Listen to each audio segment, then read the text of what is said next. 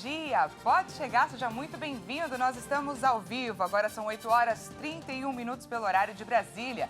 Vamos juntos começar o dia bem informado? A partir de agora, você fica por dentro das notícias do Brasil e do mundo desta quinta-feira. Vamos aos destaques do dia. Aeroporto de Congonhas e mais 14 terminais são leiloados nesta quinta-feira. E por falar em aeroporto, o uso de máscara deixa de ser obrigatório nesses locais e também durante os voos. Prazo para pedir voto em trânsito termina hoje. E nos destaques internacionais, novos bombardeios russos são registrados em Odessa, Kharkiv e Mykolaiv. Tudo isso a partir de agora. 15 aeroportos brasileiros serão leiloados na tarde de hoje, entre eles o de Congonhas, que é o mais movimentado do país. Se os 3 lotes que estão sendo oferecidos forem arrematados, mais de 90% do tráfego aéreo nacional passará a ser controlado pela iniciativa privada por um período de 30 anos. Os 15 aeroportos da 7ª rodada de concessões da ANAC, a Agência Nacional de Aviação Civil, estão divididos em 3 blocos. Quem arrematar Congonhas, por exemplo, também terá que administrar outros 10 aeroportos localizados em Minas Gerais, Mato Grosso do Sul e Pará. Atualmente, 44 terminais, ou 75,8% do total do tráfego de passageiros do país, são administrados por operadores privados. Segundo a ANAC, se os 3 lotes do leilão desta quinta-feira forem arrematados, o percentual do mercado brasileiro atendido por operadores privados chegará a 91,6%. Congonhas, um dos mais movimentados do país, é um dos últimos grandes terminais que ainda não é administrado pela iniciativa privada. A expectativa do governo federal é que os vencedores do leilão invistam pelo menos 7 bilhões e 300 milhões de reais na modernização dos terminais ao longo dos 30 anos de concessão, sendo 3 bilhões e 300 milhões somente em Congonhas. Aprovou o fim da obrigatoriedade das máscaras nos aeroportos e também dentro das aeronaves. O equipamento de proteção contra a Covid passa a ser apenas recomendado nos voos aqui no Brasil. Depois de mais de 2 anos, as máscaras deixam de ser exigidas nos aviões e nos aeroportos. A Anvisa aprovou por unanimidade o fim da exigência do equipamento de proteção em voos no Brasil. Mas mesmo com a medida, as máscaras faciais e o distanciamento social vão continuar a ser recomendados para minimizar o risco de transmissão da Covid. E foi mantida uma série de protocolos em vigor desde o início da pandemia, como a limpeza e desinfecção contínuas, o uso do álcool em gel, entre outros. A Anvisa informou que o cenário epidemiológico atual permite que algumas medidas sanitárias sejam atualizadas. A máscara nos terminais aéreos e nos aviões deixou de ser exigida em diversos países, como Estados Unidos, França, Reino Unido e Portugal. Em maio, a Anvisa liberou o serviço de bordo e autorizou o uso da capacidade máxima de passageiros nos aviões.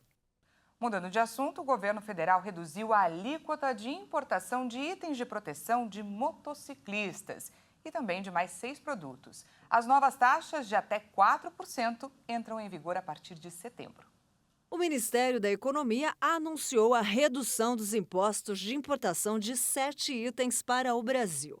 A decisão é resultado da reunião realizada pela Câmara de Comércio Exterior. Entre os produtos na pauta de importação estão airbags para proteção de motociclistas, proteínas do soro do leite e complementos alimentares. Estes itens vão ser incluídos na LETEC, a lista de exceções à tarifa externa comum do Mercosul. Com essa inclusão, as tarifas de importação dos itens, que variam de 11,2% a 35%, de complementos alimentares, concentrados de proteínas e substâncias proteicas texturizadas, além de coletes e jaquetas impermeáveis para proteção de motociclistas, vão ter a alíquota zerada ou reduzidas a 4% a partir do próximo dia 1º de setembro. Agora a gente traz um aviso para o eleitor. O prazo para solicitar o voto em trânsito termina hoje. Segundo o último levantamento, o Tribunal Superior Eleitoral recebeu mais de 88 mil pedidos para o primeiro turno e 83 mil para o segundo turno. Vamos conferir. O eleitor que estiver fora de seu domínio eleitoral no dia das eleições deve se apressar para solicitar o voto em trânsito, tanto no primeiro turno, no dia 2 de outubro, quanto no dia 30 de outubro, no segundo turno. O eleitor pode votar fora de sua cidade de origem, mas para isso precisa fazer o pedido até esta quinta-feira, presencialmente nos cartórios eleitorais. Ele deve indicar onde vai votar desde que o município tenha mais de 100 mil eleitores. O Código Eleitoral prevê 2 possibilidades de voto em trânsito. Quem estiver fora de seu domínio eleitoral, mas dentro do estado em que vota, pode participar das eleições para presidente da República, governador, senador, deputado federal, deputado estadual ou deputado distrital. Já quem estiver em outro estado pode votar apenas para presidente da República. Para votar em trânsito, o eleitor precisa estar com a situação regular no cadastro eleitoral. O Tribunal Superior Eleitoral informou que não é possível votar em trânsito fora do Brasil. Mas quem tiver o título de eleitor cadastrado no exterior e estiver em trânsito em território brasileiro pode votar para presidente da República. E também termina hoje o prazo para eleitores com alguma deficiência pedirem para votar em sessões especiais com acessibilidade. O número de candidatos à Câmara dos Deputados bateu recorde desde a redemocratização. Aumentou também a quantidade de negros e de mulheres na corrida eleitoral. Mais de 28 mil pessoas registraram candidatura para concorrer a um cargo eletivo este ano. No Senado, haverá renovação de 1/3 das 81 cadeiras, uma vaga para cada estado. 14 senadores disputam a reeleição, mas no total são 235 candidatos para essas 27 vagas, uma concorrência de 8,7 candidatos por vaga. Já na Câmara dos Deputados, são 513 vagas e o número de candidatos a deputado federal bateu recorde. É o maior desde a redemocratização. São 10.271. Esse número é cerca de 20% maior que na eleição passada. Esse dado ele é interessante porque ele mostra que, diferentemente do que nós estamos acostumados a pensar com relação à política, parece existir um movimento do sentido de que a política demanda exatamente a participação da sociedade, né, para que as alterações importantes possam ocorrer. Aumentou também o número de candidatos negros e mulheres. São 3.543 candidatas, o que corresponde a 35% dos inscritos, e 1.421 negros, 14% do total. Em 2018, esses grupos correspondiam a 32% e 11%, respectivamente. E uma consequência que a gente pode imaginar desse processo é exatamente um Congresso Nacional mais plural. O número de mulheres no Brasil é desconhecido de todos, que inclusive é um número maior do que o de homens, ou seja, a gente tem uma população feminina presente, atuante, muitas são chefes de família. Então essa participação mais presente da mulher, né, no sistema eleitoral é realmente uma medida muito importante. Assim como também, né, as pessoas que se reconhecem como negros, exatamente porque a gente está falando de uma parcela da população considerável e que se encontrava realmente subrepresentada, né, tanto na Câmara quanto no Senado. Por outro lado, a diversificação pode ter um viés meramente legal. Muito pouco ainda para quem pretende modificar o atual quadro de representatividade feminina nos nossos parlamentos. E também há que se falar aí que esse aumento também, pouco substancial a meu ver, tímido a meu ver, em relação às candidaturas de pessoas negras, muito se deve à reforma eleitoral de 2019, corroborada com a reforma de 2021, e essa de 2021 em especial, quando diz que aqueles votos dados a candidatos e candidatas negras repercutirão em dobro para fim de recebimento de fundo partidário pelas agremiações. Os dados mostram também aumento no número de candidatos que declaram patrimônio acima de R$1 milhão. Eles representam 22% dos candidatos, enquanto eram 19% em 2018. As profissões mais comuns são advogado e empresário. Mudando de assunto, o homem apontado como chefe do tráfico de drogas do complexo do Castelar, na Baixada Fluminense, foi preso enquanto assistia a um jogo no Maracanã. Marco Aurélio dos Santos Rocha, o Foca, estava com uma camisa do time com o próprio apelido estampado quando foi preso. Contra a Foca, havia 2 mandados de prisão em aberto por tráfico de drogas. Ainda segundo a Polícia Militar, Foca é suspeito de diversos homicídios em Belford Roxo. O IBGE começou o censo nas comunidades quilombolas de todo o país. É a primeira vez que essa população é contabilizada. Quem traz para a gente os detalhes é a repórter Maria Clara Leite. Pela primeira vez, o Censo Demográfico do Instituto Brasileiro de Geografia e Estatística vai contabilizar a população de comunidades quilombolas do país. Ao todo, o censo vai visitar cerca de 6.000 localidades para obter estatísticas oficiais sobre o número de quilombolas, onde vivem e como vivem. Parte dos recenseadores, que são os entrevistadores do IBGE, vem das comunidades. Mas se o recenseador não for quilombola, ele será acompanhado de guias comunitários que vão indicar, além das melhores rotas de percurso, os códigos de conduta que devem ser adotados e os melhores horários para a visita. Entre as perguntas que serão feitas nos territórios estão se a pessoa se considera quilombola, a cor ou raça do entrevistado e o nome da comunidade onde vive.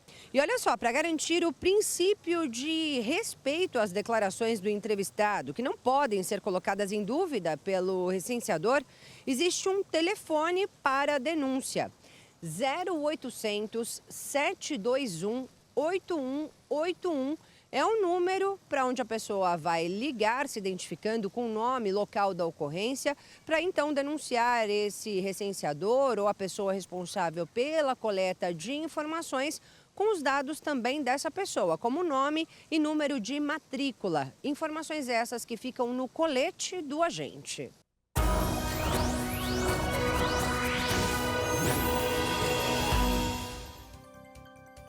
A frente fria que a gente tem falado desde o início da semana chegou.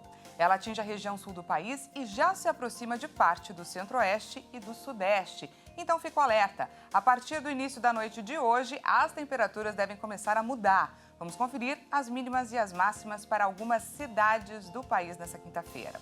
Em Itabaiana, Sergipe, o sol deve aparecer entre muitas nuvens hoje. Tem previsão de chuva passageira durante toda a tarde, mas à noite o tempo fica firme. A máxima prevista para a cidade é de 28 graus. Em Urupema, Santa Catarina, a mínima fica abaixo de 0. Hoje a cidade registrou mínima de 2 graus negativos e a máxima deve chegar a apenas 12 graus. Nos próximos dias, as temperaturas devem cair ainda mais, podendo chegar a 6 graus negativos. Para a gente finalizar, vamos falar de São Paulo. O tempo já começou a mudar por aqui. Será que a gente consegue dar uma olhada na imagem? Isso aí, a câmera aqui de cima mostra pra gente o céu. Está um pouquinho nublado, mas a cara é de dia frio mesmo, né? A mínima prevista é de 15 graus e a máxima chega a 29 graus. Mas a partir de amanhã tem queda nas temperaturas, então se você está por São Paulo, se prepare. Tira o casaco do guarda-roupa e também o guarda-chuva. E veja a seguir, novos bombardeios russos são registrados em Odessa, Kharkiv e Mykolaiv. E ainda, susto na Estação Espacial Internacional. A saída de um cosmonauta teve que ser interrompida por causa de um problema na roupa dele. Nós voltamos já.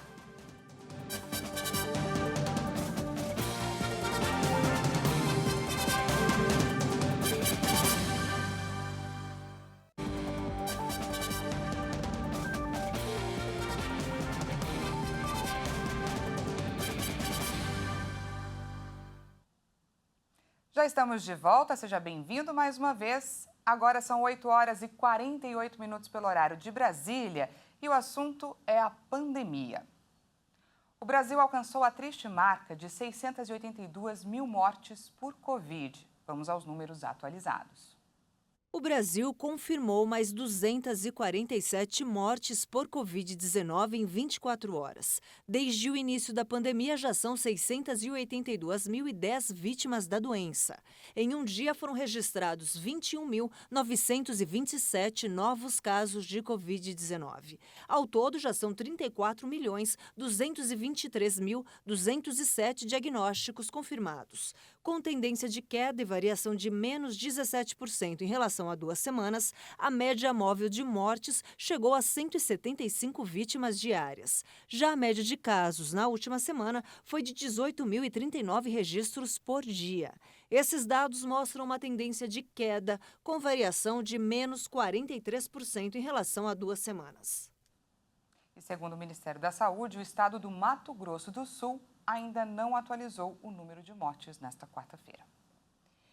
No destaque internacional, um novo ataque com mísseis russos na cidade de Odessa, na Ucrânia, deixou ao menos 4 feridos. Também houve bombardeios em Kharkiv, que deixaram ao menos 6 mortos. Durante seu comunicado diário aos ucranianos, o presidente Volodymyr Zelensky chamou o ataque em Kharkiv, segunda maior cidade do país, de desprezível e cínico. Segundo o governo local, foram confirmados ao menos 6 óbitos e 16 feridos. Na direção de Avdiivka, na direção de Bakhmut, a região de Kharkiv e algumas outras regiões são onde os combates mais pesados estão acontecendo agora. Sou grato a cada um que está suportando essa pressão, que está defendendo posições e ajuda nossos soldados. Na região de Zaporizhia, em algumas áreas do sul do país, os ocupantes estão tentando melhorar sua situação, mas estrategicamente é impossível para eles. Em Mykolaiv, o dia foi de recolher os destroços de uma universidade atingida por um bombardeio. Está claro que eles querem destruir completamente a educação da Ucrânia, destruir o espírito ucraniano, destruir tudo o que for ucraniano. Tivemos 6 ataques de mísseis na cidade. 2 deles atingiram a Universidade Petro Mohyla. Para o governador-geral Vitaly Kim, a disponibilidade de mais armas e munições, armas de precisão e armas de longo alcance ajudaria a agir mais rápido e acabar com esta guerra mais rápido. Tropas chinesas vão à Rússia para participar de exercícios militares conjuntos. O anúncio acontece em meio a um dos momentos mais tensos entre chineses e norte-americanos. De acordo com o ministro da Defesa da China, tropas de países como a Índia, Belarus, Mongólia e Tajiquistão também farão parte desses exercícios militares ainda sem data definida, que, segundo ele, não tem qualquer relação com a atual situação internacional. A participação de Pequim faz parte de um acordo de cooperação anual bilateral em andamento com Moscou. Pouco antes da invasão da Ucrânia pela Rússia, em 24 de fevereiro, os 2 países anunciaram uma parceria sem limites. O anúncio acontece em meio a um dos momentos mais tensos entre os Estados Unidos e a China dos últimos anos, após a visita da presidente da Câmara dos Deputados americana, Nancy Pelosi, a Taiwan, que foi considerada como provocação pela China, já que Washington não reconhece a ilha como independente, mas ao mesmo tempo mantém relações com o governo local. Desde a visita, aviões e navios militares chineses têm feito exercícios constantes na região e com inúmeras invasões ao espaço aéreo taiwanês. A polícia de El Salvador prendeu cerca de 50.000 pessoas nos últimos 5 meses em operações de guerra contra as gangues. O número foi confirmado pela Polícia Nacional Civil, enquanto os Ministérios da Defesa e Justiça e Segurança pediram pela prorrogação do regime. Desde março, mensalmente o parlamento, controlado por aliados de Bukele, avalia o tema e vem concordando com o estado de exceção. O sistema, que permite prisões sem ordem judicial, foi instaurado em resposta ao aumento dos homicídios, que tiraram a vida de 87 pessoas de 25 a 27 de março. Para abrigar parte dos detidos, o presidente ordenou a construção de um presídio para 40.000 membros de gangues na zona rural da cidade de Tecoluca, que deve ficar pronto até o fim do ano. De acordo com o Ministério da Defesa, nos 142 dias em que o regime de exceção está em vigor, foram registrados 77 dias sem nenhum homicídio. Até a última sexta-feira, 85% dos detidos eram homens e 15% mulheres. Antes do regime de exceção, havia 16.000 membros de gangues presos. Em diferentes operações, a polícia e o exército apreenderam mais de $1 milhão, além de 1.283 armas, 1.543 veículos, drogas e celulares. Quem ronca pode receber um auxílio de quase R$1.000 por semana no Reino Unido. Isso faz parte de um programa que beneficia as pessoas que sofrem de algum distúrbio que pode prejudicar as atividades durante o dia. Roncar pode ser indício de apneia do sono, que causa canseira. Também podem pedir o auxílio quem sofre de ansiedade, depressão, diabetes e perda auditiva. E depois do polêmico post de Elon Musk, que afirmou ter feito uma piada de que compraria o clube inglês Manchester United, um bilionário britânico manifestou interesse pelo time. O bilionário britânico Jim Ratcliffe é certamente um comprador em potencial do Manchester United, se o clube inglês for colocado à venda, disse um porta-voz do proprietário do grupo de energia Ineos nesta quarta-feira. A Ineos responde assim às informações segundo as quais os atuais proprietários do United, a família norte-americana Glazer, estudam vender uma parte minoritária do capital do clube, que ao fim de 2 rodadas ocupa o último lugar da Premier League.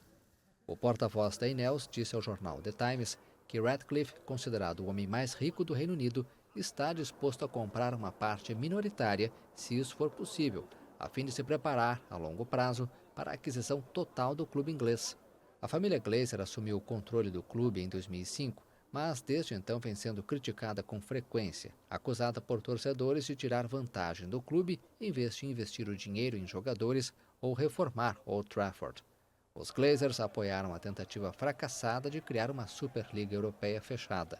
O United não conquista o título da Premier League desde 2013 e não ergue um troféu importante desde 2017.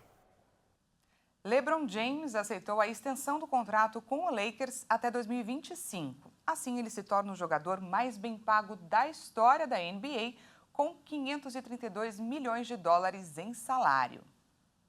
O astro da NBA, LeBron James, aceitou estender seu contrato com o Los Angeles Lakers até a temporada 2024-2025, quando vai completar 40 anos. A informação é da imprensa americana. James, que está a ponto de começar a 5ª e última temporada de seu atual contrato com os Lakers, se comprometeu por mais 2 anos com a franquia por $97,1 milhões, explicou o agente do jogador Rich Paul a um jornalista da ESPN. O ala, que em dezembro vai completar 38 anos, terá a opção de deixar a equipe antes da temporada 2024-2025. James, que em 2020 foi campeão da NBA com os Lakers, o 4º título de sua carreira, já expressou que antes de se aposentar tem o desejo de jogar ao lado de seu filho Bronny, que estará elegível para o draft da liga em 2024. Contando a extensão anunciada nesta quarta-feira, James se torna o jogador mais bem pago da história da NBA, com $532 milhões em salário garantido na carreira. A caminhada de astronautas no exterior da Estação Espacial Internacional precisou ser suspensa por um problema na bateria de uma das roupas. De acordo com a NASA, nenhum dos astronautas esteve em perigo durante as operações. Vamos conferir. Alex, you must return to the airlock as soon as possible. A mensagem foi clara: pare tudo e volte para dentro o mais rapidamente possível. A ordem foi recebida por Oleg Artemiev, um dos tripulantes da ISS. O cosmonauta reportou irregularidades nos dados que indicavam a voltagem de sua roupa espacial. Ele chegou ao módulo pressurizado e se conectou diretamente à fonte elétrica da ISS. Depois, esperou o segundo cosmonauta, Denis Matveev, para recuperar o equipamento utilizado durante a saída e também para entrar na câmara, fechada em seguida para voltar a ser pressurizada. A caminhada espacial foi declarada encerrada depois de 4 horas. A situação está sob controle e a saúde do cosmonauta não está ameaçada, disse a agência espacial russa Roscosmos em nota. A NASA destacou que a dupla não esteve em perigo em nenhum momento durante as operações. Esta foi a 7ª caminhada espacial de Oleg e a 3ª de Denis. Antes do incidente, eles conseguiram instalar 2 câmeras do lado de fora da estação. Deve ter sido um baita susto, mas ainda bem que tudo saiu bem. Essa edição fica por aqui. Mais uma vez, muito obrigada pela sua companhia. Às 10 horas, Patrícia Velenik chega com mais informações e à 1 da tarde, já sabe, eu e ela esperamos por você. Até lá.